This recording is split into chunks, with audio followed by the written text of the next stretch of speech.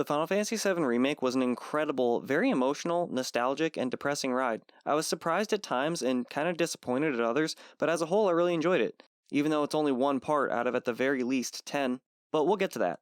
It's not without its flaws, but it brought me much more joy than sorrow. The combat is actually a lot more fun and is even deeper than the demo let on.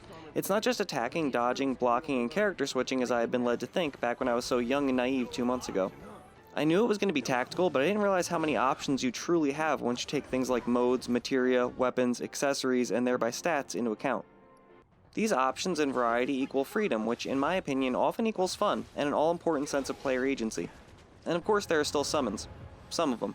These come into play far less often than your other methods of monster termination, but they're damn cool looking and almost as useful as they were in the original. My favorite part of that game though, much like this one, is the materia system. I really do feel like it's brilliant. I'm sad I can't use the same tactics that were my favorites back then though, like having Cloud be a tank that absorbs all damage and counterattacks on every individual enemy's turn. You could do the same thing with Auron's Sentinel ability in Final Fantasy X, but I'm getting off topic. What materia we do have still feels pretty true to the original. It should also be mentioned that Magnify replaces your all materia and now there's only one of them, so that's lame. Also, only one enemy skill materia, and unfortunately for me I got it pretty late in the game. All 4 player characters are extremely useful and enjoyable to play as. I was never upset or felt stuck as anyone. It was always fun, and they all have something unique to bring to the table. Aerith, for example, is surprisingly offensive. Just about every time I used Ray of Judgment on a boss with low health, it would instantly go to the cutscene and reward me my experience points. She's a damn glass cannon and I love it. And her. In every way. I'm more than happy with the switch to third-person action RPG and all the opportunities that the ATB system provides. Weapons aren't just visually unique, but they offer cool new abilities that you can't unlock anywhere else. And I love that they finally gave distinct canonical names to all these moves we've been seeing Cloud pull off in things like Advent Children and Smash Bros. For years. Another thing I thought was just super good, not bad thing at all was... It's the Snow Guy! Hard mode report! 2 quick tips I had to include. Combining Deadly Dodge with HP Absorb is an ingenious thing my friend, who I named this segment after, told me to do. It costs you next to nothing and is a very achievable thing to land at almost any given time, making it an extremely effective method for healing in small amounts. Also, it might serve you well to take Magnify off of Cure and put it on Barrier, because at level 3, Mana Wall on all 3 party members is an absolute blessing. I cannot understate how much that tip helped me to survive what otherwise most certainly would have smited my eco-friendly amigos. But yeah, I didn't come up with those ideas, I stole them from my buddy. I'm gonna go back to the rest of my thing now. It seems like... It's the Snow Guy! Hammer report! Jesus Christ, I'm sorry, I don't know what happened there. It was like I was possessed. My final thoughts related solely to combat are that it's great, but we need to be able to jump. Or have no aerial combat whatsoever. There should be no gross middle ground, and I should still be able to sprint with R2 in tussle mode. Combat isn't even the most notable change in the remake though. To me, even after the first few hours, it was the characters, especially Cloud. I loved his development and how much he opened up as time went on. Along that same line, I feel like his odd behavior better sets up his backstory reveals later on. Not one of the original cast is like I remember them, but, and I say this as a fan of Crisis Core, Advent Children, and Dirge of Cerberus, they're way better now. Much more evolved, personable, likable humans. They're somehow simultaneously more and less anime than ever. There's so much nuance in our quiet protagonist alone, so many little jokes and adorable moments that knowledge of the original game only makes that much more enjoyable. I was really impressed with what they were able to do with Jessie too, but I hate them for doing it. Welcome home, honey. Took your sweet time. Aerith too. Why does she have to be so perfect? I'm here to stop a meteor and marry Tifa. Why must you distract me so, Nomura?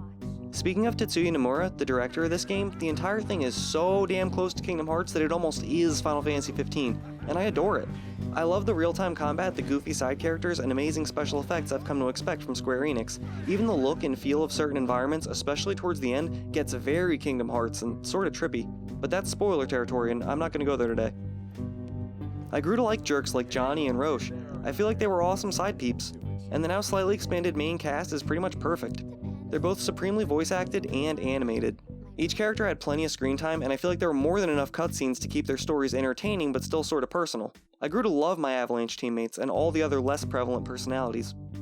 I like that each of these missions, heavily featuring one particular planetary protector involving parts of their past, aren't just sectioned off and shoehorned into side quests. Instead, all the side quests are where the sillier, lower time commitment sections of the game wind up. and I think that's the perfect way to handle them. They're entirely optional, and none were too unpleasant, except for those damn pull-ups that I eventually gave up on, and I still don't have that trophy. I don't feel like they really stretched it out too much either. I think if you didn't play the original, you might not even notice some of the things people are complaining about pacing-wise. It all felt to me like it more or less served the story. But I also went through this game as slowly and as thoroughly as I could. I wasn't on a deadline like a real reviewer probably was, so maybe I enjoyed that aspect of the game's approach to pace a wee bit more. The slower dystopian steampunk odyssey feel to Midgar, while annoying in that I want to see the rest of that world map, is good because we get to see so much of these great characters. I've talked a lot about the lovely ladies, but Cloud impresses me the most. It's not easy to make a strong silent type endearing, but this game does so by making him kind of vulnerable and more or less talkative. Emotive. He moves his hands sometimes like he means to say something. It's more obvious now than ever that he doesn't have anywhere near as much of a handle on things as he affirms. I'm not... There's such a thing as playing too hard to get. The dialogue is Square's best by far thanks to great writing and again, great localization. They make this extremely quirky, super anime game relatable and very charming. Most obvious example by far being Cloud's journey of self-discovery through Wall Market. Grab it and whip it out. And then you'll be able to see everything. I don't need to whip it out. I've done this before. Watch this. Whoa, look at you, bro. That and basically everything the princess of this castle, Aerith, says. She's pure gold, and her voice actor knocks it out of the park. She's also got a gaming YouTube channel called Strange Rebel Gaming if you were interested in lobbing some positivity her way. Shit. Speaking of things beautiful visually, the graphics are pretty great, sometimes downright gorgeous. One of my favorite things to do in a really pretty game is to stop and stare at things, and this one gave me plenty to fawn over in terms of everything from character models to weapons and environments. I spent way too much time gawking at the Wall Market and Shinra building. Some of these places are more realistic looking and better built than anything that was in Final Fantasy XV, and the setting in that game is basically just a surreal version of our world. This house in particular made me uncomfortable because it feels like it could really be a person's house. And they're home, in the next room, eating what sounds like delicious pizza. The lighting is, in almost every setting, a thing to behold that definitely adds to the realism. Some backgrounds, though, at a certain distance were extremely two-dimensional and not really coherent with the rest of the textures on screen, which really stood out. Kinda like a painting or a background on an old movie set. It didn't really take away from my experience with the game, though. I was still awestruck by things like Tifa's bar and Aerith's house the first time I saw them. I mean, look at this. All the vegetation, the general design of the house, and the whole atmosphere reminds me so much of the original game, and so much of PlayStation 1 in general. It's got a real Legend of Dragoon feel to it. And look at this! It's so perfect. Ah, the sweet psychologically damaging nostalgia. The inside looks even better, just wait. They did such a faithful recreation. See? It's exactly like the first game. Modern technology has come so far. It's just stunning. The fond memories of a simpler time were definitely something consciously worked into the game, but it also seems like they worked hard to give it its own identity and to subvert expectations. For example, they keep the music when you meet Aerith, but Sephiroth is showing up in alleyways trying to... What is he doing exactly? And what are these guys? I thought at first they were those cloaked, numbered reunion mumblers, but then I saw this guy, and now I don't know what's up. It seems like they're doing something different entirely this time, or maybe it's just their interpretation of how Ghost Sephi Boy appears back in the day? I have a lot of theories, but that's another video. It's kinda hard to tell where the fan service ends and the foreshadowing begins. I don't know if any of these flashbacks are narrative devices or something more... literal. But again, I've gotta come off it. Fan service is good. I should just be happy they gave us anime harem levels of female attention and stop complaining. Actually, on second thought, now is the perfect time to complain. I felt like it was harder to get immersed in this title than the classic, and I hated that motorcycle minigame. Actually, I liked it a lot when I didn't have to fight terrible bosses. These controls are just not conducive to a boss fight. You can barely slow down or speed up, and even when you do, it's only in relation to the enemy. Sort of. They also pull one of my least favorite maneuvers a game can by taking control of the camera away from the player at crucial times, keeping me away from staggered enemies who I desperately need to bop. These sections should always have been optional, not just on a second playthrough. It's three things everyone hates: a semi-fixed camera, bad controls, and a new random, mandatory, unique task you have not been prepared for and clearly was not ready to be interacted with by humans holding a controller. Additionally, in combat, enemies should never have phases where you're forced to be solely defensive, because the ATB gauge refills mostly on you attacking an enemy. meaning if you don't attack, you can't heal, or counter, or cast magical protection. Plus blocking, while very useful at times in this particular regard, doesn't always completely save you, thus limiting your options and probably pissing you off, or even worse, boring you a little at the same time while you sit there holding R1 and hope your health account can survive the next enemy-induced withdrawal. Also, some enemies need to be dealt with using very specific types of materia, like fire or lightning for example, but you won't know that until you're in the fight. And in the fight, you can't swap materia. So in some cases, the game either expects you to lose for not clairvoyantly picking the correct spells so you have optimal type coverage, or they expect you to slog through a tank of an enemy doing fractions of the amount of damage you should be only because you didn't equip fire to bear it. Either way, it's punishing me for what feels like no good reason. I enjoy the strategy aspect in combat, I really do, and I enjoy that knowing what you know from fighting a boss once makes it much easier the second time, but I wish there were more options and more ways to handle each situation, rather than it just being a matter of finding the right one, if that makes any sense. Additionally, and I know I gotta stop with these comparisons, but it seems like such a similar game to Final Fantasy XV and the Kingdom Hearts series. So much of the look, feel, character models, everything feels straight like it was ripped out of one of those games. Not that I want to whine about this. I should be really happy other people are finally enjoying something I love so much, but this game is critically receiving 10 out of 10s. It is getting rave reviews from the same people who shit on Death Stranding. Meanwhile, I never felt like it disrespected my time and my effort as much as sometimes this game blatantly does. And that was 90% terrain traversal. Are these stairs ever gonna end? Despite its problems, I really love the remake, both for nostalgia and what it is by itself as a new entity. But I am shocked everyone else does so much. How a game this flawed is praised so highly while games like the first two Kingdom Hearts entries, Final Fantasy XV and Death Stranding, all of which again remind me a lot of this game, are widely considered jokes, is baffling to me. I hope this is the beginning of a weeb renaissance, during which all things this level of anime are mainstream. Side note, I know I kinda got no rant there. I get why this game is more accessible than its contemporaries. Its narrative is eons more coherent, and the art style is very modern. Its combat makes its predecessors look two-dimensional by comparison, and this is probably the best entry point to the series there's ever been. I was under the effects of a very conspiracy theory-induced sort of a fever when I wrote that, and I may have gotten a little dramatic. It's like if you were made fun of for liking comic books your whole life, then all of a sudden, the most comic book-like comic book movie comes out, and all of a sudden, everyone's got an opinion on your favorite hero or villain. You know? Isn't that silly? Comic book movies becoming popular? Pshaw.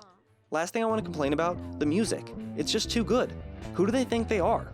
I've heard some complaints about these redone versions of our most dear and holy of Final Fantasy soundtracks, but that can only be out of reverence for the original's perfection.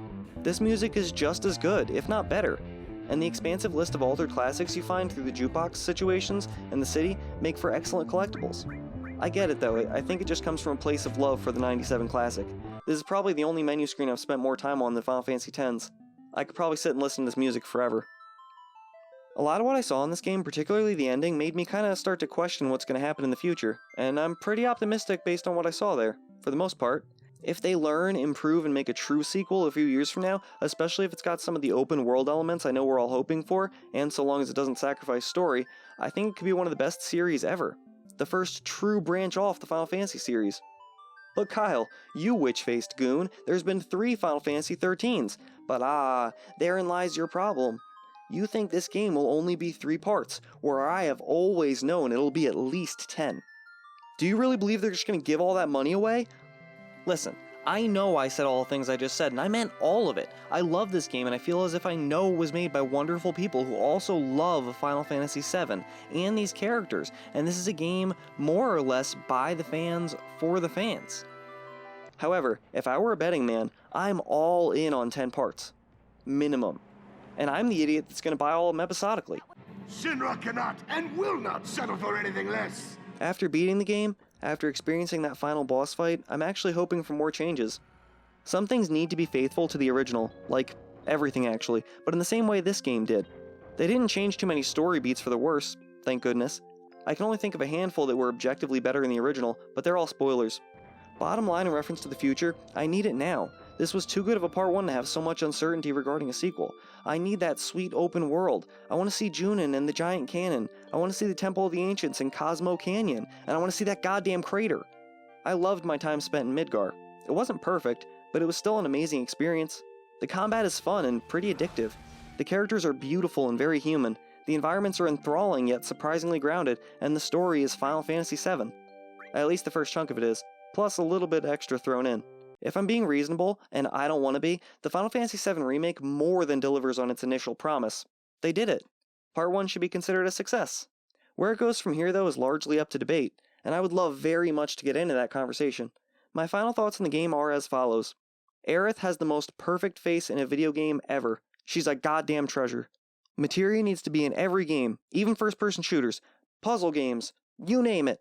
Pull-ups are harder here than in real life, and that is bullshit. Cloud is as beautiful inside as he is out, New Game Plus in the form of Chapter Select is dope, and I need Part 2 as soon as possible.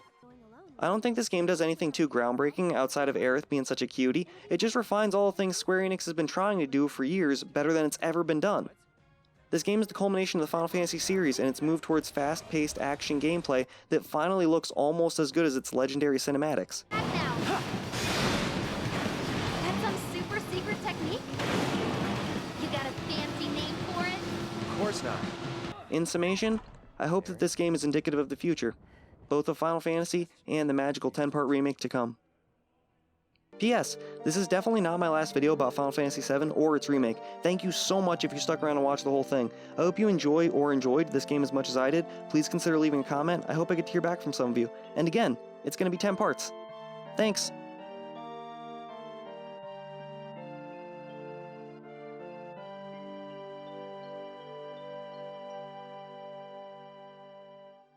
I don't need to whip it out.